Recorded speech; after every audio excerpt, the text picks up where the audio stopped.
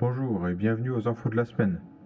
Cette semaine, un médecin attitré au Sénat s'est plaint du comportement d'une infirmière. Cette infirmière faisait chanter les autres médecins car elle avait une sextape d'elle en train de coucher avec une personne haut placée au Sénat. Cela a duré plusieurs années et quand le médecin a fait remonter ça à sa hiérarchie, celui-ci s'est fait virer alors que l'infirmière s'est fait promue avec une augmentation de salaire de 45%.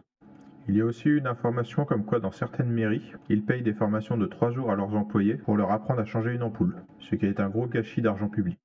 Nous avons aussi appris cette semaine que le gouvernement de Gabriel Attal a sélectionné les derniers ministres qui lui manquaient. Lors d'une réunion parlementaire, nous avons appris que les députés français essayent de faire passer une loi européenne pour réguler les travailleurs des grandes plateformes comme Uber, mais que bien que la plupart des députés français soient d'accord avec cette loi, Macron utilise son autorité pour qu'elle ne passe pas. Une alerte a été donnée par les producteurs de plastique, car dans son discours de Premier ministre de Gabriel Attal, celui-ci a indiqué vouloir mettre fin à la production de plastique en France. Or, cela représente un grand nombre de sociétés et de personnel, et les producteurs de plastique indiquent que le motif écologique n'est pas justifiable, car la France n'est responsable qu'à 0,02% de l'émission des déchets dans les océans, alors que la Philippine, par exemple, est responsable de 36%, et que le principal problème en France, c'est que les plastiques sont très peu recyclés. Ils ne sont recyclés qu'à 23%, car les enterrer ou les brûler est plus rentable.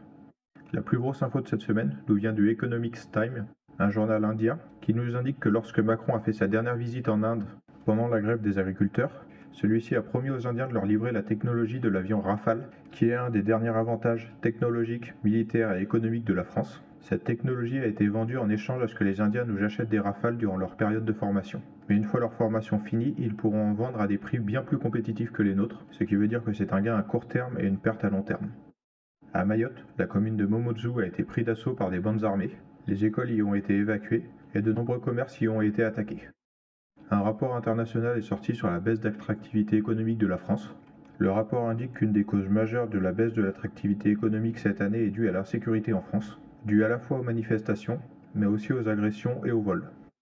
Pour finir, lors d'une interview, le sénateur LR Jean-Baptiste Blanc a indiqué ses inquiétudes par rapport à la loi ZAN, zéro artificialisation nette, qui est un objectif fixé à 2050 dans la loi climat votée en 2021. La loi ZAN implique qu'on ne pourra plus construire sur des champs ou des forêts, mais vu que la population est en augmentation à la fois due à la natalité et à l'immigration, cela implique qu'on ne pourra plus construire de maisons, mais qu'on devra plutôt détruire des maisons pour construire des immeubles à la place, afin de pouvoir loger tout le monde.